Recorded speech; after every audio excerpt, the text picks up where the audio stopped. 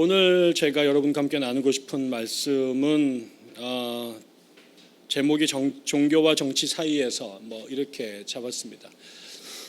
제목이 너무 거대하긴 한데요. 네, 덩어리와 사이즈 또 질은 다 달라도 우리의 삶이라고 하는 게 이 시대에 두 가지의 신분이 있는 것 같아요. 우리는 대한민국 시민이라고 하는 그냥 조용히 살고 싶은데 또 TV 봐야 되고 또 광화문에 가야 되기도 하고 또 주변 사람들과 그런 이야기 때문에 갈등하기도 하고 또 흥분하기도 하고 그게 또 우리의 일상인 것 같고 또 한편으로는 우리가 또 늘 성경 읽고 예배하는 사람이니 또 하나님 말씀대로 또 살아야 되는 또 이런 것들. 그래서 이건 사실은 교회가 시작된 이래로 어거스틴도 그랬고 나중에 루터도 그렇고 결국 이 정치와 종교 사이에서 또 기독인으로서의 이 신앙적 정체성과 이 땅의 시민으로서의 우리의 존재 사이에서 어떻게 자기 길을 잘 걸어가야 될 것인가. 이게 사실은 교회사의 아주 어려운 숙제였습니다. 그러나 이제 누구도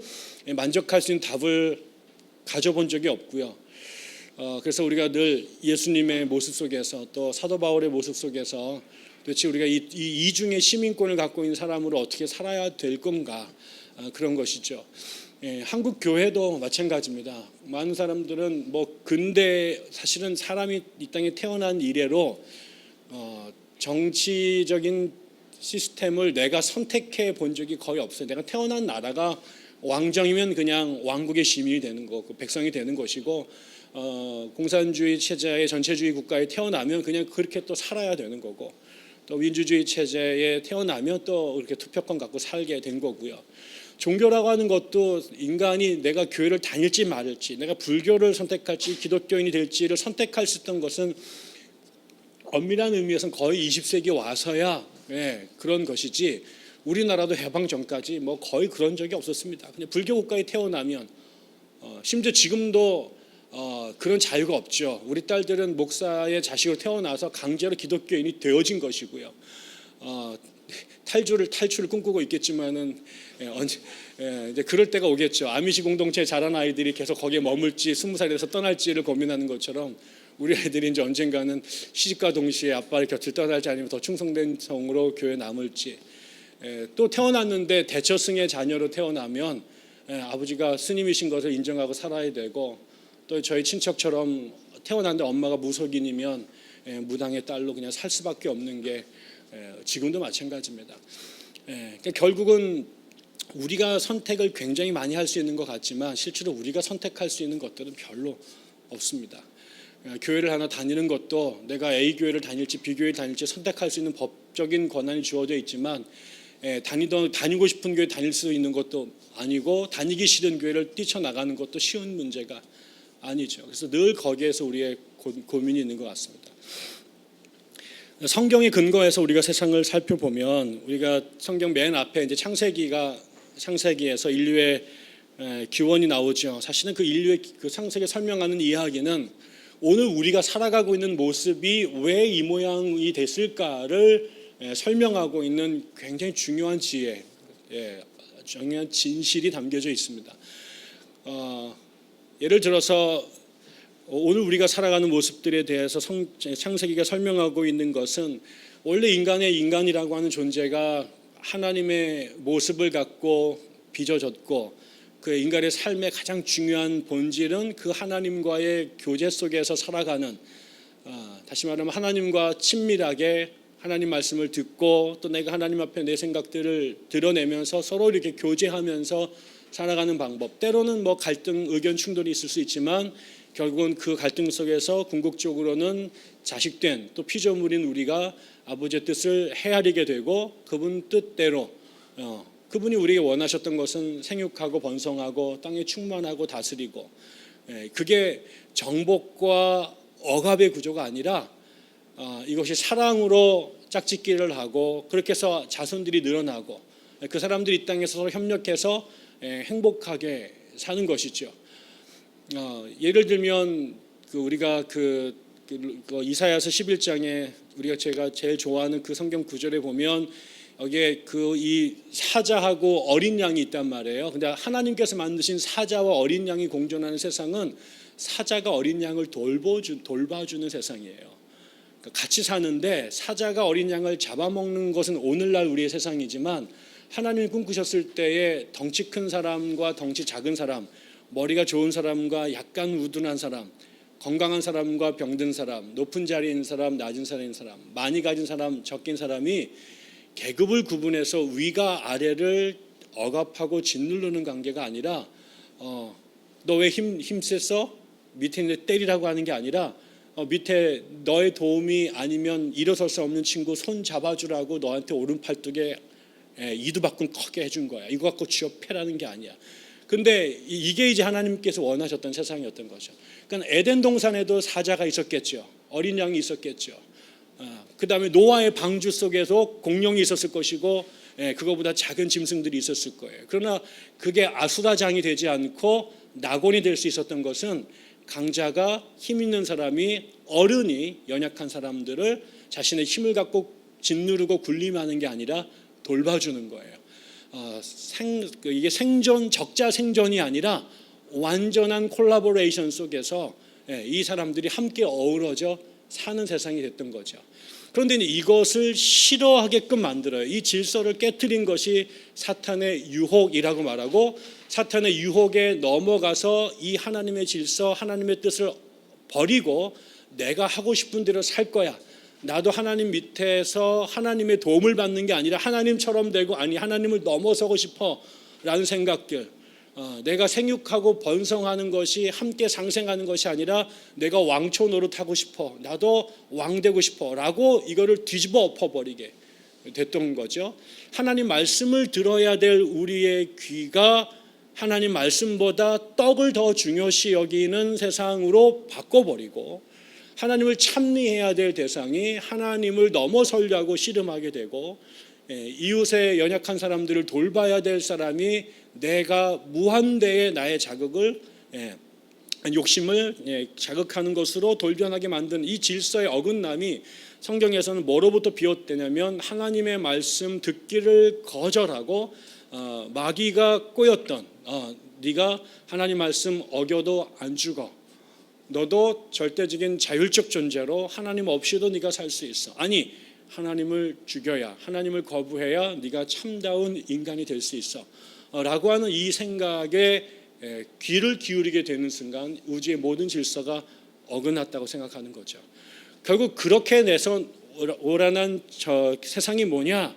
생육하고 번성하고 땅에 충만한 세상이 아니라 부모가 부부간에 사랑했던 부부가 내 살 중에 살이요 뼈 중에 뼈라고 그렇게 사랑하고 흠모했던 부부간의 관계가 자신의 팔자가 뒤집어지게 된 것을 저 여자 저 남자 탓이라고 뒤집어 씌우면서 서로 멱살을 쥐고 흔들고 저주하는 관계로 뒤집어져요.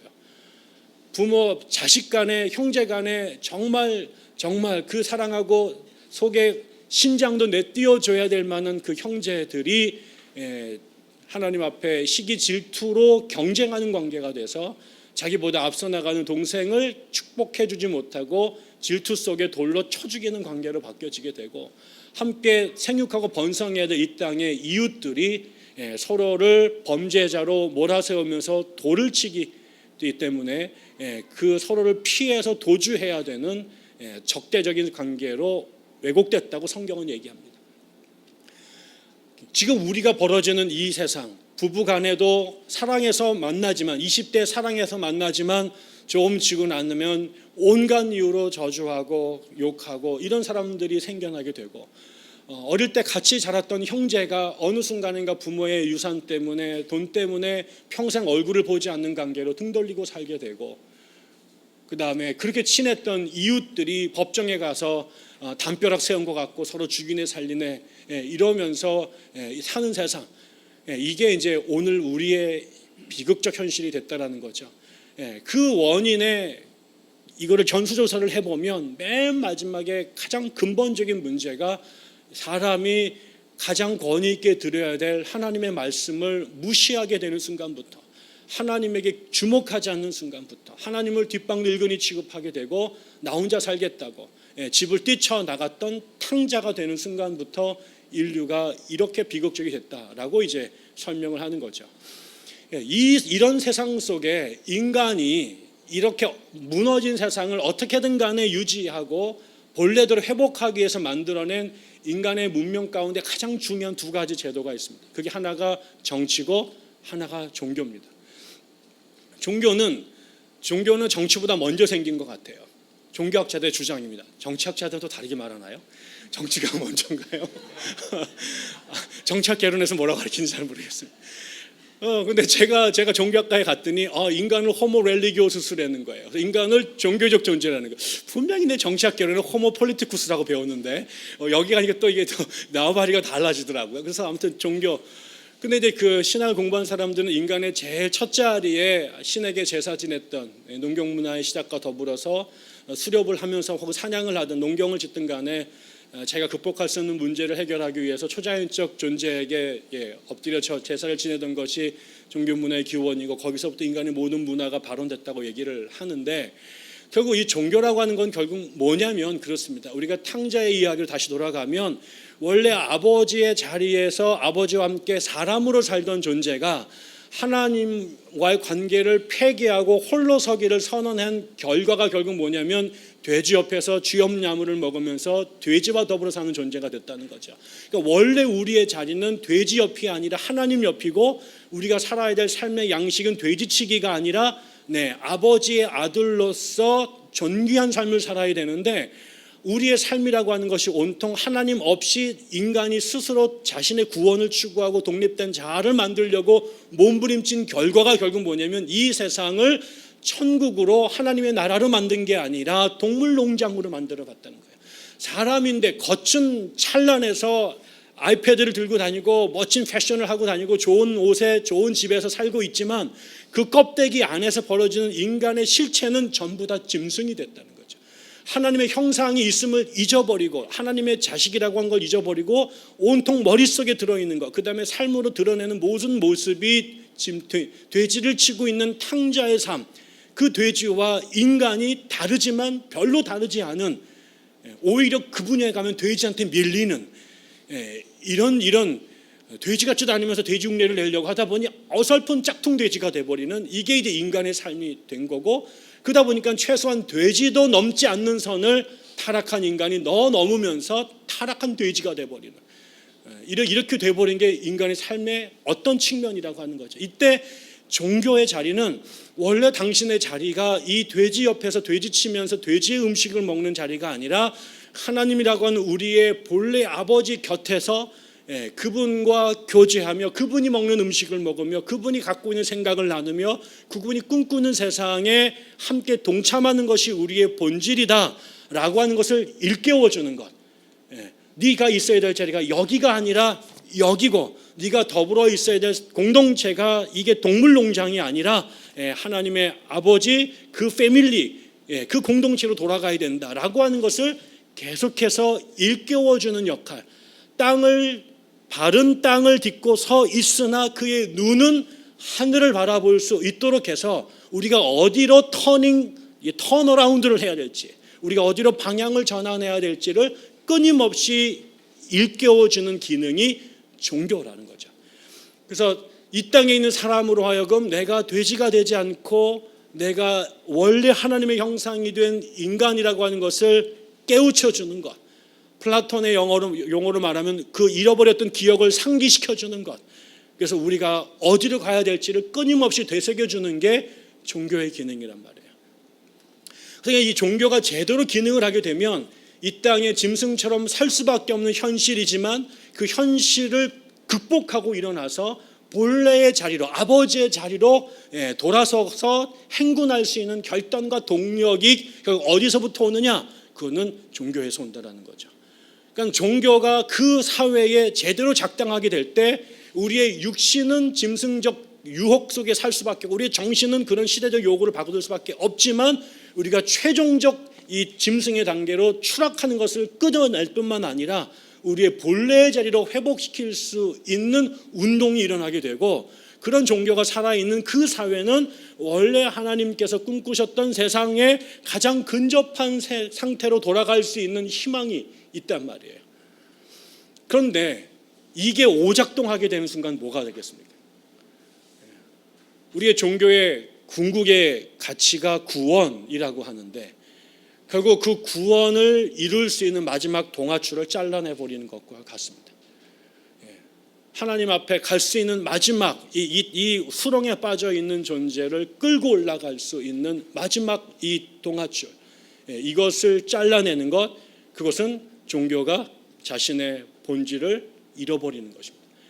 그래서 모든 인류 문명이 혹은 제국이 무너져서 다음 왕조로 다음 제국 넘어갈 때 여러 가지 요인이 있겠습니다만 그 중에 아주 종교학자들이 보는 중요한 것은 종교가 제 기능을 잃어버릴 때 그 사회가 원래 처음 그 제국을 건설했을 때의 그 신선함, 그 창조력, 그 생명력이 무너져 내린다라고 하는 것을 볼 때의 제일 중요한 사인 중에 하나가 그 사회의 종교가 타락한 것입니다. 내가 그지같이 살다가도 정신이 번쩍 들게 되는, 나랑 전혀 달리 삶을 살아가는 목사님을 만나거나 스님을 뵙게 되면 내가 이따위로 살면 안 되는데 라고 정신이 들고, 그분의 말씀을 들으면 정신이 번쩍 나서 삶을 돌이켜야 되는데, 내가 만났더니 목사가 나보다 더 썩었어, 내가 만났더니 중이 이거는 뭐 진짜 중이야 막 이러면서 막 이렇게 되게 되는 순간에는 마지막 희망을 잃어버리게 되는 거죠. 내가 수학을 가르치러 갔는데 그 수학 선생님이 나보다 수학을 못해, 배울 수가 없게 되는 거죠. 이거는 바로 그렇습니다. 근데 이거랑 비슷한 기능을 하지만 조금 다른 기능을 하는 게 저는 정치인 것 같습니다. 성경에 보면 정치의 타락한 세상에서 정치인에 대하여 가장 적나라하게 설명하고 있는 것이 로마서 13장입니다. 로마서 13장에 보면 위에 권세자를 세웠어요. 근데 이 권세자를 왜 세우냐면 세상이 엉망진창이에요. 근데 이게 더 넘어가게 되면, 여기서 더 가게 되면 이거는 아수라가 돼요. 이 아수라가 될 수 있는 이 세상, 이 땅에서 이미 지옥과 같이 가는 이 세상을 부여잡으려면 거기까지 가지 않아야 돼요. 그래서 우리가 지켜야 될 최소한의 도리, 우리가 지켜야 될 최소한의 삶의 양식을 유지해내야 돼요. 이게 무너지게 되면 이건 삶은 완전히 지옥이에요. 그래서 이래서 이거를 유지하기 위해서 뭘 만들어내냐면 법을 세웁니다. 근데 사람들이 법을 지켜야 된단 말이에요. 빨간 신호등에서 서야 되는데 그냥 거기서 더 속도를 내버리게 되면 이거는 길바닥이 이거는 정말 지옥이 돼버리는 거죠. 사람들 집에 넘어가서 잠자는 사람한테 칼부림을 해서는 안 돼요. 지나간 연약한 여인들을 겁탈하면 안 돼요. 돈을 맡겼는데 그거 갖고 먹고 튀면 안 돼요. 선생이라고 애들 가리키라고 그 강대상에 세워놨더니 거기서 거짓말을 하고 애들 뒤로 불러가지고 여자아이들을 성추행을 하고 그 다음에 돈을 빼돌리고 이런 짓을 하면 안 돼요. 그러니까 그렇게 하면 안 된다라고 하는 룰을 법으로 세웠어요. 그 법을 지키도록 만들어야 돼. 이거 지키는 사람에게는 그래 너 잘하고 있어, 계속 그렇게 살아, 그래서 상을 주고, 그렇지 않은 사람들 불러다가 종아리를 쳐서 그러면 안 돼라고 경계해야 되는 거예요. 그렇게 해서 이 삶의 질서를 유지할 수 있는 힘을 유지할 수 있어야 되고, 그 일을 집행할 수 있는 힘을 권세자에게 오소리티를 줘서 그 일을 맡긴 거죠. 그래서 이 사람이 종아리를 치어야 될 때 치고 상을 줘야 될 때 상을 줘야 되는 것이고, 또 그것을 바라보는 시민들은 그러니까 당연히 이 규칙을 지켜야 되고, 내가 규칙을 안 지켰을 때 종아리 맞을 각오를 해야 되고, 제대로 지켰을 때는 상을 받을 기대를 하는 것이 당연한 거예요. 그렇기 때문에 이것이 기본적으로 이 힘이 권세자에게 있고, 그 권세자에게 존중해서 이 일을 지켜나가야 되는 거예요. 그런데 그러니까 이렇게 되게 되면 이 사회가 최소한으로 마지막을 선을 넘지 않게 되고 사람의 도리를 다하는 이 문명을 유지할 수 있는 거예요. 이게 이제 법의 힘이고 그걸 지킬 수 있는 권세자들이 중요한 이유고, 이 사람들이 제대로 돌아가면 그 사회는 더 이상 무너지지 않고 다시 반격해서 일어날 수 있는 기회가 있는 거죠. 그런데 이것도 똑같은 문제예요.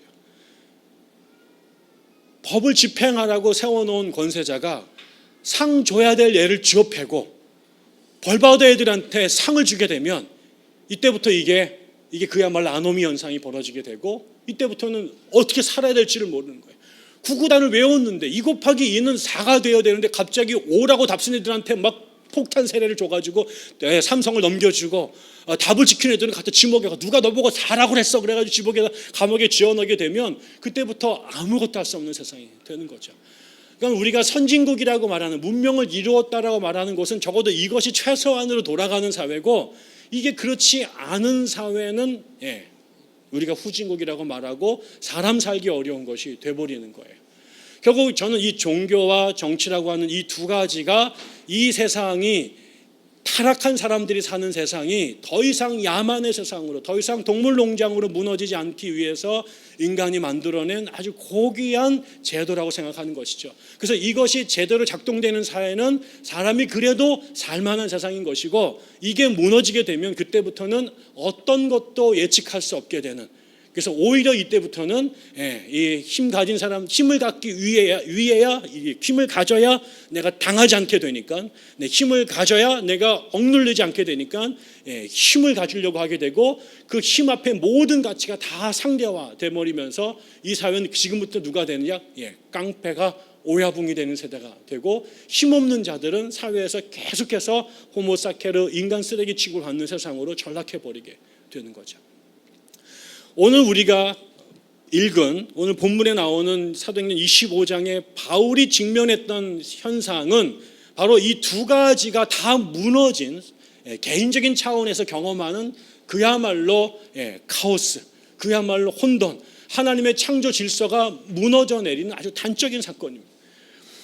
하나님께서 천지에 빛이 있으라 했을 때 하나님 말씀에 세상이 세상이 하나님께 순종했을 때 이 세상이 흑암에서 빛으로 바뀌게 되고 인간들 아담과 하와로 상징되는 사람들이 하나님의 말씀을 순종했을 때 그 에덴이 낙원이 됐지만 그러나 더 이상 누구도 하나님의 말씀을 듣지 않게 되고 자신의 눈에 보이는 것, 자신의 육신의 감각과 정욕을 따르게 되는 순간 이미 그 낙원은 더 이상 이 에덴은 낙원이 아니라 이거는 그때부터 인간에게 빼앗겨진 실낙원이 돼버리는 것이고 인간은 그 밖에서 어둠 속에서 정글 같은 삶을 살게 된 거잖아요. 여기도 보면 우리가 두 가지 볼 수가 있습니다. 이 바울이 지금 가이사랴에서 재판을 받게 돼 있었어요. 부당하게 유대 종교 지도자, 특별히 바리새파 사람들 그리고 바리새파가 아니라 사두개인들과 대제사장이 음모를 꾸며서 바울을 죽이려고 합니다. 그러다가 이제 바울이 지금 가이사랴에서 총독의 배려에 의해서 합법적인 재판을 받을 수 있는 기회를 얻었어요. 그러다 이제 그 총독이 이제 그 벨릭스에서 베스도로 바뀌었죠. 베스도로 바뀌었습니다. 그래서 이제 재판을 받아야 되는데 여기 이제 무슨 문제가 벌어지면 또 다시 그 예루살렘에서 재판을 하러 올라왔던 이 제사장과 사두개인들이 지금 로마의 법이 바울을 보호하고 있으니 바울을 죽이려고 하는 자신들의 계획을 실행하기가 어려운 거예요. 처음에는 자신들 합법적으로 해보려고 자신들의 변호사를 세우고 사람들을 동원해가지고 지금 분위기를 자기 쪽으로 몰아가고 거짓 증거들을 대면서 바울을 죽이려고 합법적으로 죽이려고 이제 법적 장치에 근거해서 사태를 몰아갔습니다. 근데 이게 이제 근거가 없는 게 다 드러나니까 이걸로는 이제 승부를 볼 수 없게 되니까 뭐라고 했냐면 그 다음 단계로 가이사랴에서는 바울을 함부로 할 수 없으니 자신들의 홈그라운드인 예루살렘으로 재판을 옮기자. 그리고 이제 옮기는 과정에 중간에서 죽이든가 아니면 끌고 가서 대중폭동을 일으켜서 작사를 내든가. 이래서 아무튼 가이사랴는 지금 총독의 군대 하에 통치가 되어 있기 때문에 통제가 되어 있기 때문에 자신들 마음대로 못하니까 재판을 예루살렘으로 옮길 계획을 세웁니다. 근데 이거를 이제 새로운 총독 베스도에게 이제 뒤에서 이제 얘기를 했겠죠. 그러면서 이 사람들이 이제 그런 음모를 꾸렸고 그 다음에 이 새로운 총독 베스도도 오늘 말씀을 읽은 거에 비하면 9절에 베스도가 유대인의 마음을 얻고자 하여 바울더러 묻되 내가 예루살렘에 올라가서 이 사건에 대하여 내 앞에서 신문을 받으려느냐라고 슬쩍 던집니다. 그러니까 지금 원래 계획대로 좀 예루살렘에서 이 재판이 공정하게 치러질 가능성이 없기 때문에, 그리고 사람들이 바울을 죽이겠다고 작정한 사람들이 40명이 넘으니까 이 공정한 재판을 위해서 로마의 전통에 따라서 지금 가이사랴로 재판정을 옮긴 거예요. 그런데 이거를 자신들의 의지로 끌고 가려고 하는 유대인들이 끊임없이 온갖 음모를 꾸며서 이거를 자신들의 의도대로 바울을 죽이고 싶어 하는데, 이것을 자신들의 의도대로 끌기 위해서 누구를 매수하냐면 베스도를 매수하는 거죠. 지난주에 얘기했지만은 그 벨릭스가 여러 번에 걸쳐 2년 동안 좀 돈 받으면 해결해 주려고 했는데, 멍청한 바울이 계속해서 그 2년 동안 눈치를 못 채고 버티다가 지금 상황이 여기까지 오게 된 거죠. 잘 보세요. 지금 유대교라고 하는 하나님의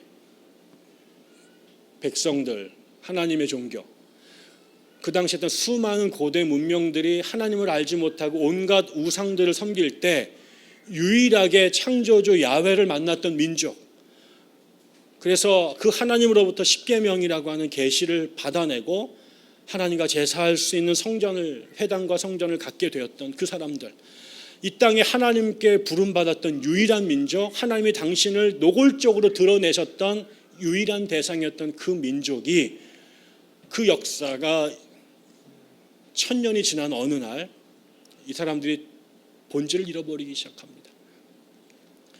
생명을 살려야 될 그 가장 귀한 법을 가졌던 그 백성이 지금 무슨 종교로 바뀌었냐면, 자신들의 기득권을 지키기 위해서 자신들의 치부를 건드리는, 자신들이 잃어버렸던 하나님의 첫 계명, 하나님의 첫 계시를 회복하려고 하는, 잃어버린 유대교의 본질을 회복하려고 하는, 본질에서 벗어난 돼지 옆에 가 있는 유대교를 아버지의 집으로 돌이키려고 하는, 모세의 자리로, 엘리야의 자리로 유대교를 개혁하려고 하는 예수의 무리들을 자신들의 기득권을 유지하기 위한 야망의 근거에서 그들을 죽이려고 음모를 꾸립니다.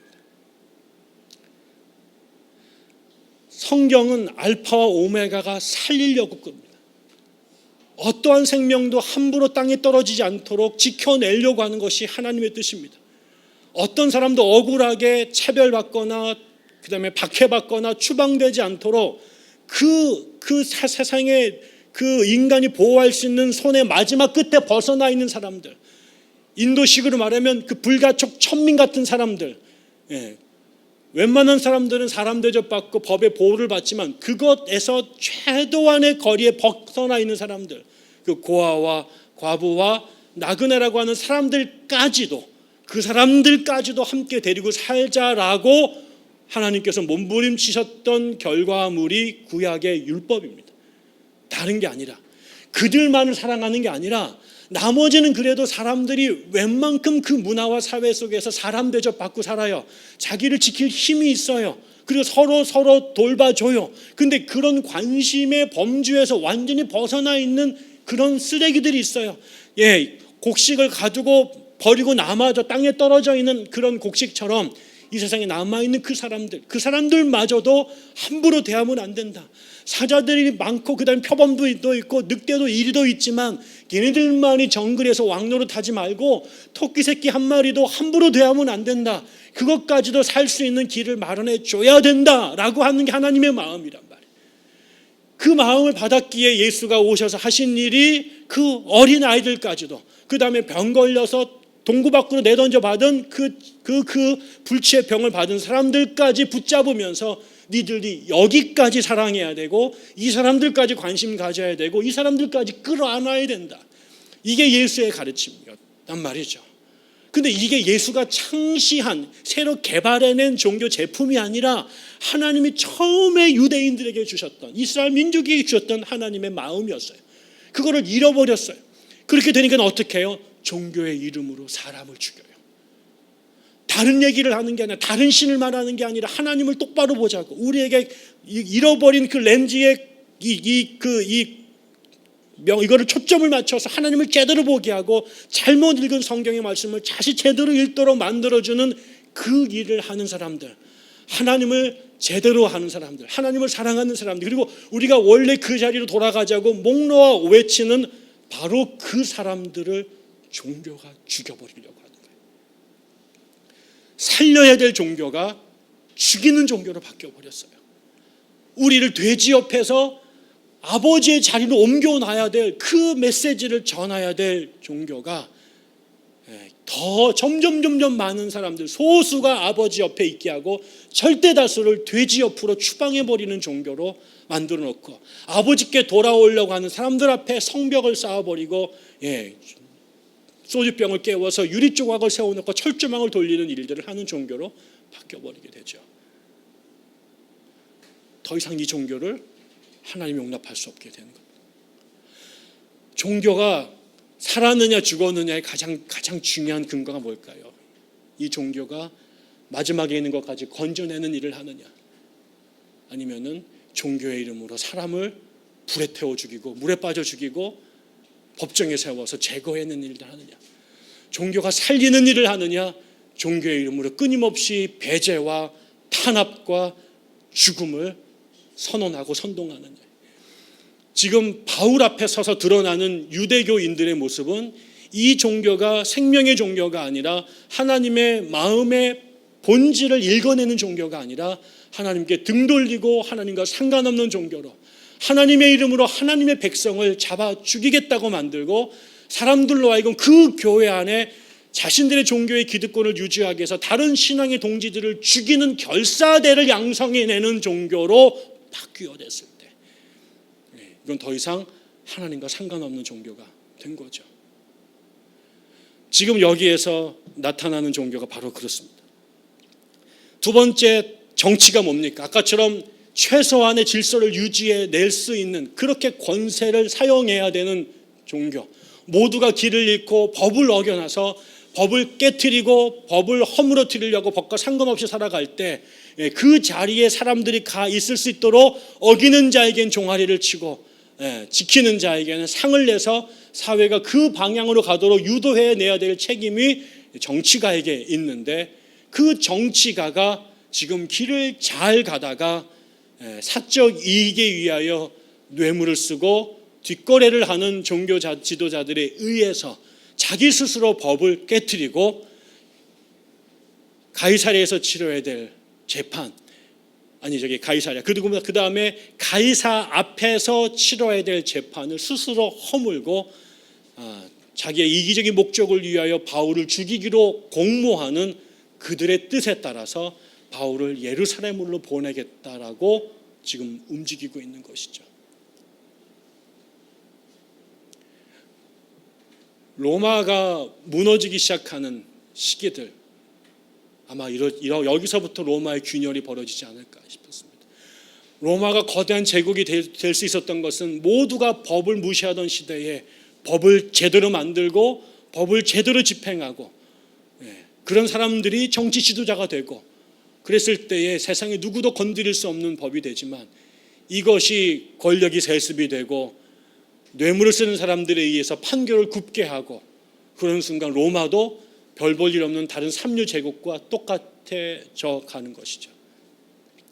지금 오늘 여기 보면 바울을 가이사랴에서 예루살렘으로 옮기기 위해서 이스라엘의 종교 지도자들이 보여주는 모습, 그 다음에 베스도라고 하는 총독이 보여주는 모습은 예수 그 시대에, 초대교회 그 시대에 인류를 끌고 나가는 가장 중요한 두 가지의 제도, 종교와 정치, 그리고 그 종교와 정치의 역사에서 가장 위대했던 두 나라, 이스라엘과 로마가 이제 더 이상 자신의 자리에 있지 못하고 있는 모습을 저는 단적으로 보여준다고 생각합니다.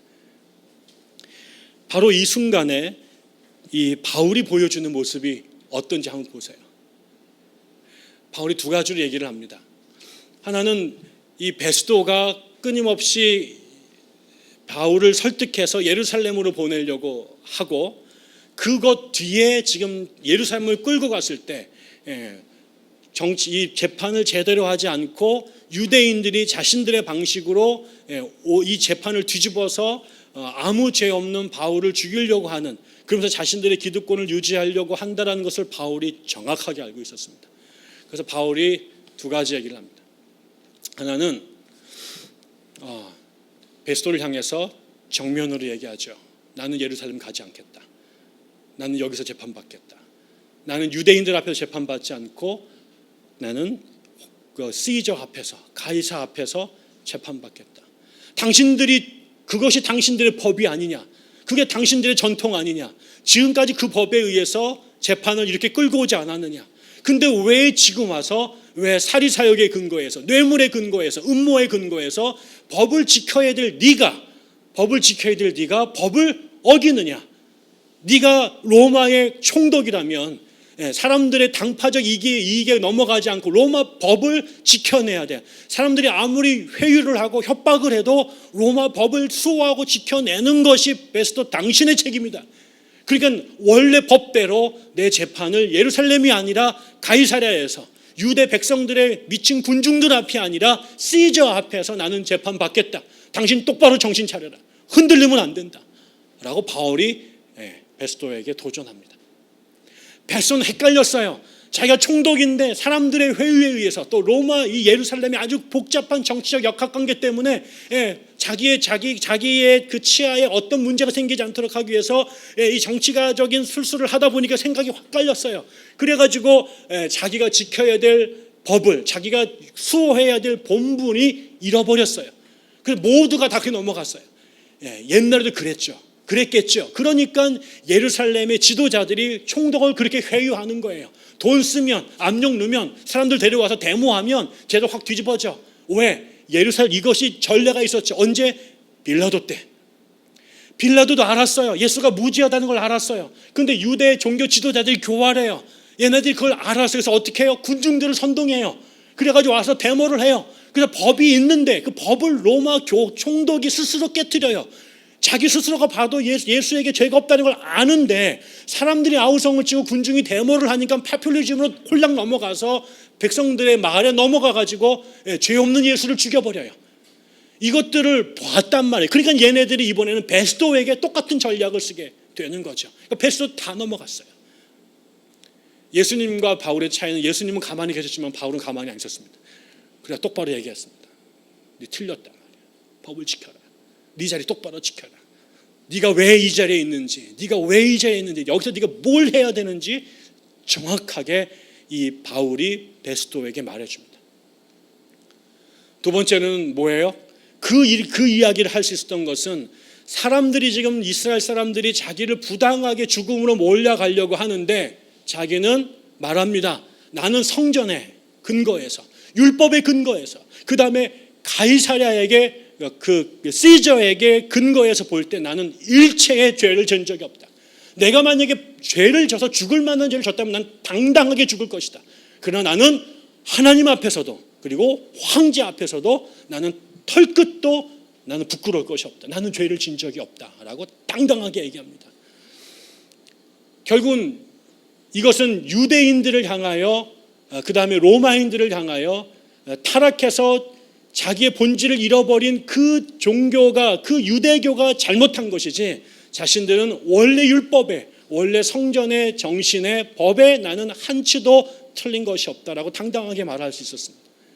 결국 이 말에 베스도가 정신을 확 차려서 그가 원래의 법대로 로마에서 가이사 앞에서 재판을 받도록 자기 생각을 바꿉니다. 저는 결론을 내리면 이렇습니다. 오늘 바울이 베스도에게, 그 다음에 이스라엘의 종교 지도자를 향하여 그가 맞설 수 있었던 것은 뭘까요? 두 가지입니다. 하나는 무엇이 옳고 그름이고 무엇이 법이고 위법인지를 정확하게 알았습니다. 바울이 멍청했다면 베스도의 압력에, 그다음에 유대 백성들의 회유에 넘어갔을 것입니다. 근데 바울은 무엇이 로마법인지, 자기가 어떻게 법의 보호를 받을 수 있는지, 그리고 로마 총독이 무슨 직분을 갖고 있고 그에게 주어진 책임이 뭔지, 그가 어떻게 직무를 수행해내야지에 대해서 바울은 정확하게 알고 있었습니다. 제가 대학 때 언론학 수업을 한번 들은 적이 있어요. 그 선생님이 그러시더라고요. 이분은 이제 70년대 대학을 다니셨던 분인데 자기 스스로 자기는 굉장히 진보적인 정치관을 갖고 있는 사람이다. 그런데 그렇기 때문에 그 당시에 70년대 우리나라 언론이 되게 왜곡되고 신문 기사도 이제 그 정부 입장에서 쓰고 사실이 이렇게 뒤집어지는 일이 많으니까 자신들이 그 당시에 대학을 다니면서 한국의 신문을 읽으면 이 신문의 90%가 뻥일 거다라고 전제를 하고 읽는다는 거예요. 자기가 이건 거짓말이다, 거짓말이다, 거짓말이다, 거짓말이다 하고 읽었는데 읽고 나면 넘어가 있다는 거예요. 자기 생각이. 지나고 나면 거짓말이었는데 또 속았다는 거예요. 절대로 안 속으려고 이건 거짓말이야 거짓말이야 하고 읽는데도 뒤집어졌다는 거예요. 그래서 한국의 언론이 제대로 쓰질 않으니까 가끔 이제 타임지나 뭐 뉴스위크지에 이제 제대로 이제 그런 게 나오면 외국에 갔다가 오는 사람이 그거를 타임지를 사가지고 온대요. 그러면 대학에서 몰래 막 돌려본대. 어디서? 화장실에서. 그리고 다 보고 그 다음에 밑에다가 불질러서 버렸다는 거예요. 거기에 보면 이제 그런 사건이 우리가 읽었던 기사랑 정반대의 기사들이 생겨났다는 거죠.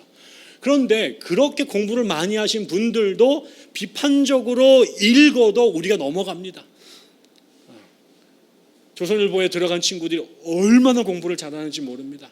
그리고 얼마나 잘 쓰는지 모릅니다. 제가 예전에 조선일보하고 한겨레하고 국민일보를 이렇게 비교해서 논문을 한 편 쓴 적이 있는데요.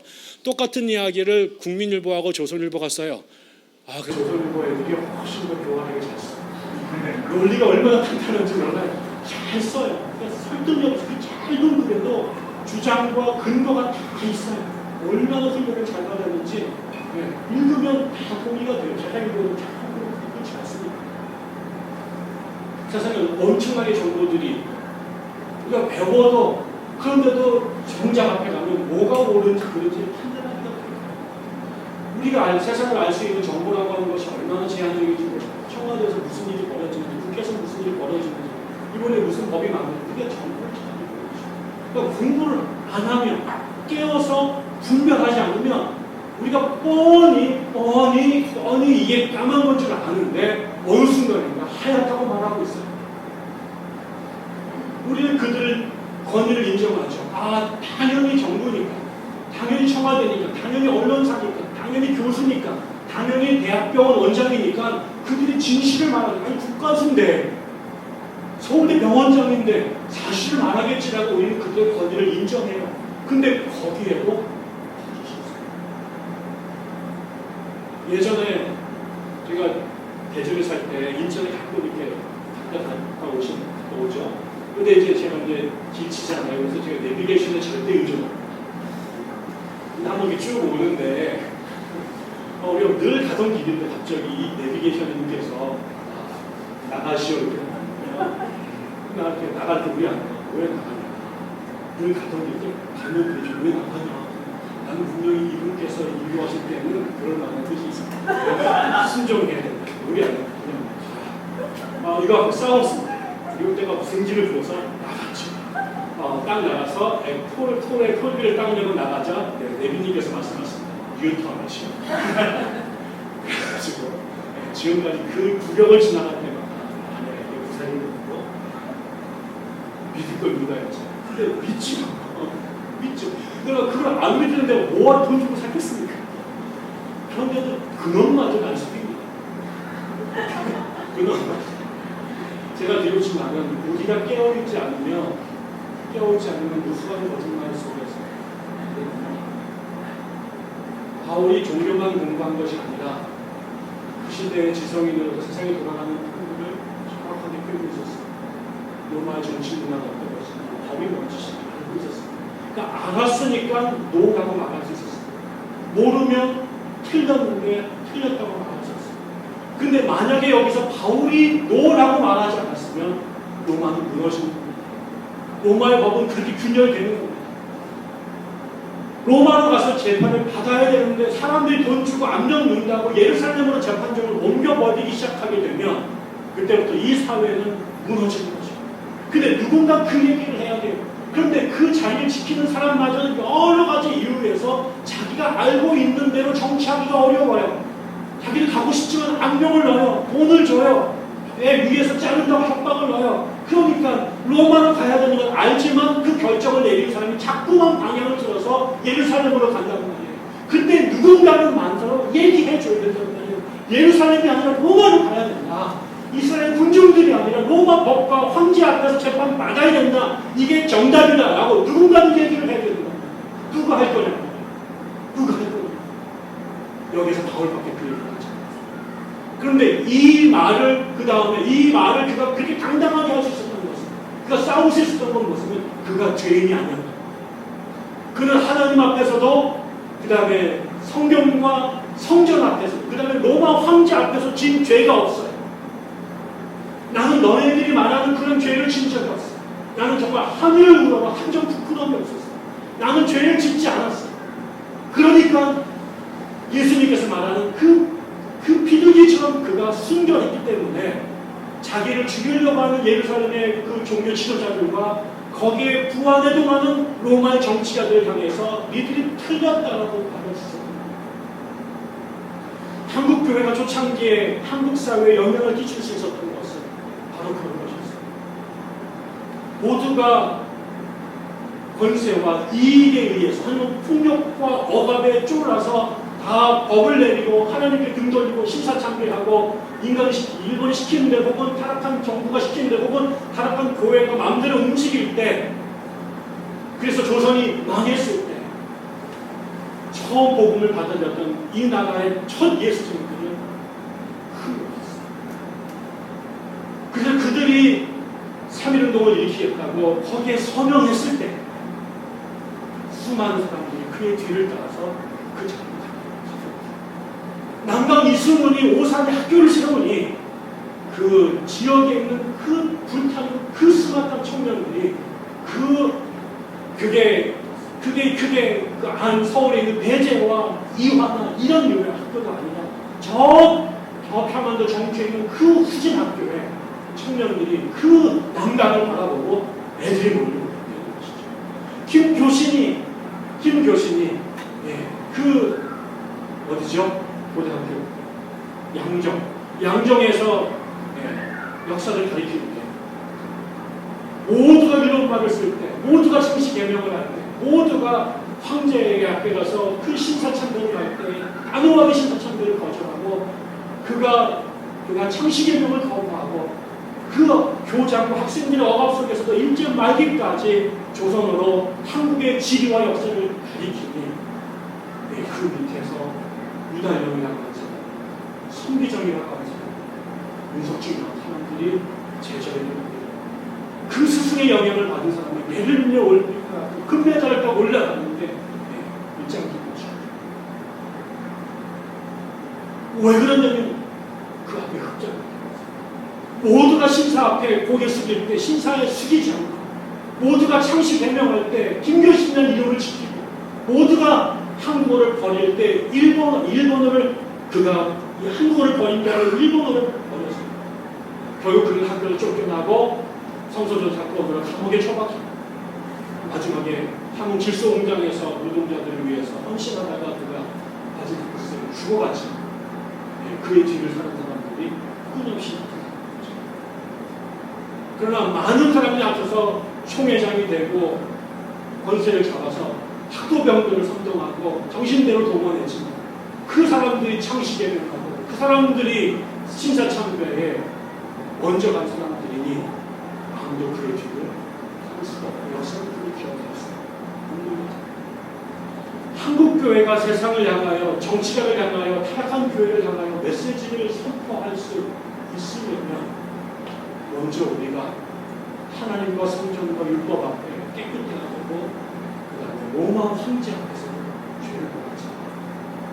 이 순결함이, 이 무흠함이, 이 정직과 정의로움이 이방인들보다 1000배나 더 정결하고 더 깨끗한 그의 삶이, 그게 하나님과 함께 세상을 향하여 가장 강력한 방식입니다.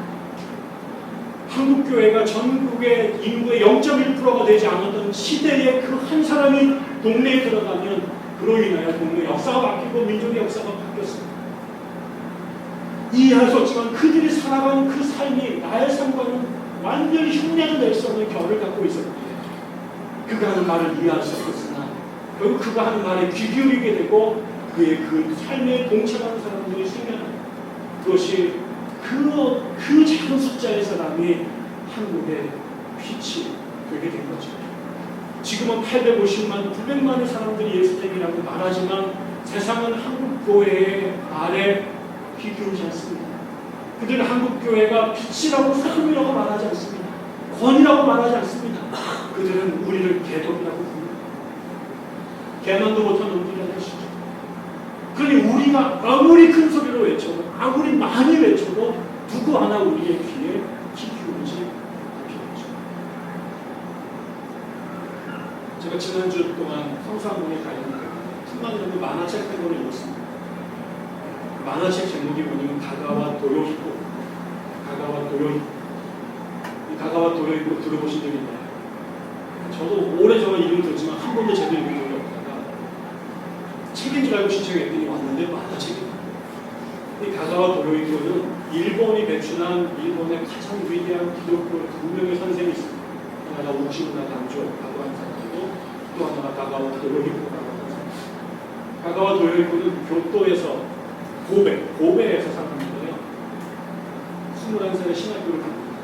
부모님 어릴 때 잃어버리고 고아처럼 할머니 집에서 살았죠. 그 사람이 신학교를 가고 나서 그 고베의 가장 가난한 빈민촌에 들어가요. 그래서 빈민들과 삶을 살죠. 그러니까 거기 노동자들의 어려움을 보게 됩니다. 그래서 지금 이 노동자들과 같이 노조를 두들겨 봤습니다. 근데 노조만으로 세상이 바뀌지 않아요. 그리고 노조들이 폭력을 휘두르는 것에 대하여 용납할 수 없어서 세상은 그렇게 바뀌지 않아요. 그러다 보니까 그 다음에 가는 그 동네 사람들이 병에 걸리는데 병원에 갈 수가 처음에 그 다음에 이제 그 대공황이 벌어지니까 사람들이 쌀값이 올라가지고 먹고 살 수 없으니까 쌀 폭동이 나고 너무 어려워졌어요. 그러니까 이제 그 사람들이 미국에 가서 공부하고 왔다가 협동조합에 대해서 배우게 됩니다. 그래서 그 농민들을 위해서 협동조합을 만들어서 생필품을 싼 값으로 살 수 있도록 운동을 벌입니다.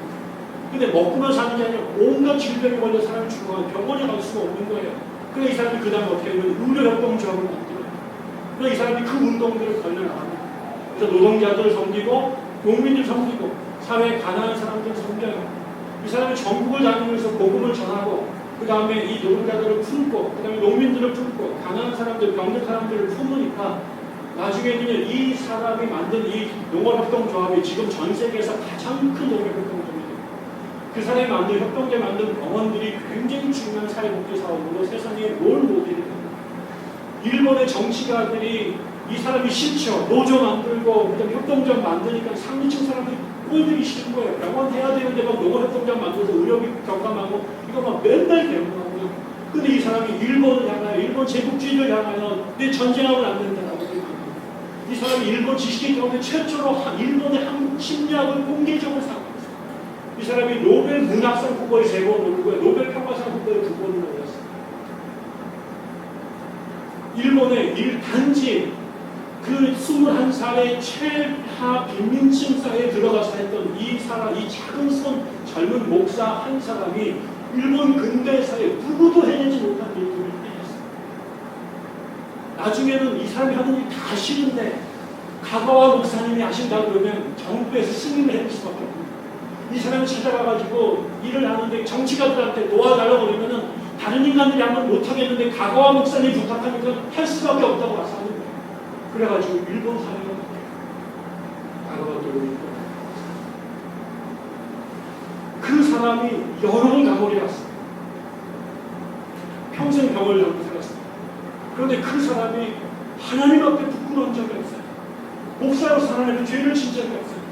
한 번도 돈을 탐한 적이 없어요. 한 번도 성적인 문제를 일으킨 적이 없어요. 한 번도 목사로서 한계를 넘은 적이 없어요. 그러니 그가 살아가는 모습이 기독교인뿐만 아니라 세속의 정권을 잡은 사람들에게도 두려움이 돼요. 이 사람만 어긋나갔다가는 일본의 전 민족이 일어나가지고 정부를 싸울 것 같으니까 그냥 들어주는 게 한 사람. 우리가 어려운 이 시대에 정권이 바뀌고 민주주의를 새로 세워야 하는 어려운 시대. 한국 교회가 정말 참나가 이유를 말할 수 없는 부끄러움 앞에 무너지는 시대에 하나님께서 우리 눈을 붙들어 주셨습니다. 정치가 정치의 길을 잃어버리고 종교가 종교의 길을 잃어버린 시간에 남을 세우셨습니다. 우리 한 사람 한 사람이 다 국회의원이 되는 것도 아니고 우리 한 사람이 전부 다 CEO가 되고 대통령이 되는 건 아닌 것입니다. 우리는 그냥 평범한 백향나무 교인 알바하고 취준생 준비하고 직장에서 헉헉거리고 내 키워이라고 헉헉거리는 평범한 인생입니다. 그럼에도 불구하고 우리가 잃어버리지 말아야 되는 것입니다. 우리가 어떤 모양으로 살든 어떤 자리에 있든 우리는 우리에게 두 가지 사명이 있습니다. 대한민국의 백성으로 하나님 백성으로 이 나라 정치에 영향을 받고 정치 한복판에 살아가는 시민, 동시에 이 땅의 그리스도입니다. 우리를 싫어하는 자신들의 기득권을 늦추기 위해서 생명을 잡아야 될 십자가의 교회가 그 십자가와 사람을 죽이는 종교가 되고 민주주의를 수호해야 될 국가의 권력이 정파적 이익에 의해서 이념적 혐오의 근거에서 자신의 길을 잃어버리고 있는 이 시대에 우리가 대한민국의 그리스도인으로 존재합니다. 여러분, 똑바로 정신 차려야 됩니다. 세상이 어떻게 돌아가는지에 대해서 주목하시고 그것이 하나님이 꿈꾸셨던 세상으로 향하여 가는 정치인지 아니면 그것에 역행하는 것인지를 판별할 수 있어야 됩니다. 신문을 읽으십시오. 인문하고 공부하십시오. 그리고 기도해 주십시오. 이 어그러져가고 모든 것이 까만 것마저도 하얗다고 말하고 넘어가서 쓸 만큼 이 정교하고 교활한 시대에 진리를 제대로 분별할 수 있도록 정신을 그리고 세상을 향하여 바로면 우리가 있는 자리에 내 자식에게, 내 남편에게, 내 아내에게, 내 동료에게 그리고 정부를 향하여, 시대를 향하여, 역사를 향하여 발언할 수 있어야 됩니다. 그러려면 전제 조건이 있어요. 우리가 이방인들보다 더 순결해요. 세상에 누구도 우리의 흠집을 잡을 수 없도록 주님 앞에 정결해야 됩니다. 그래서 매일같이 죽었다 다시 살아나는 것, 끊임없이 말씀과 성령 안에 우리를 되새기는 것, 그래야 우리가 말할 수 있습니다. 그리고 우리가 말해야 교회가 그리고 시대가 정부가 역사가 재기능을 해서 우리가 사는 이 세상이 지옥이 아니라 하나님의 나라를 향하여 방향을 바꿀 수 있을 것입니다. 우리가 이 시대 교회와 이 시대 정치를 향하여 당당하게 정확하게 말할 수 있는 사람들의 공동체 됐으면 좋겠습니다. 세상에 향하여 무지하고 도피하는 사람들이 아니라 또 종교적 광신에 물든 사람들이 아니라 하나님을 누구보다 사랑하되 또 대한민국을 누구보다 사랑하되 그것이 참다운 순결과 냉철한 시선을 경계해서 타락한 세상과 무너지는 교회를 향하여 진리를 당당하고 권위 있게 말할 수 있는 사람, 그 사람들이 모인 교회. 그래서 이 바울이 에스도와 로마와 이스라엘의 유대교의 흔들림을 지탱해 다시 무너지는 기둥을 붙잡아냈던 거죠. 저희 교회가 작지만 그의 본질에 있어서는 이런 사명을 잘 감당해낼 수 있었으면 좋겠습니다. 그러기 위해 더 많이 성경 읽고 더 많이 치열하게 공부하고 더 뜨겁게 기도하고 함께 격려하면서 이 시대에 이 작고 연약하게 시작한 교회가 역사 속에서는 그 시대에 그 무서운 사명을 감당했던 교회로 기억될 수 있었습니다.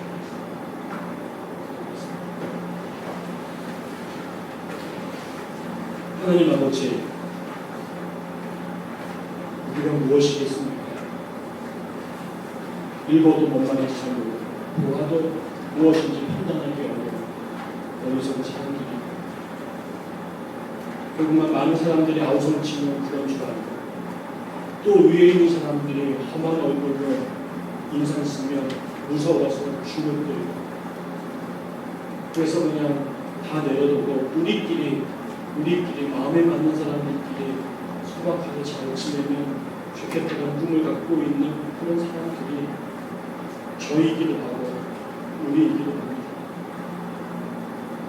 하나님, 에스더와 광복은 유대인들 앞에서 진리를 말할 수밖에 없었던 바울처럼 지금 이 나라, 이 땅에 이 교회가 처해 있는 현실이 아프고 비정상적이고 균형이 무너져 있음을 우리가 부인할 수 없기에 또 하필 이 시대에 이곳에 당신께서 우리를 불러 모으셨기에 우리가 이 숙제 앞에 겸허하게 무릎을 꿇어야겠다.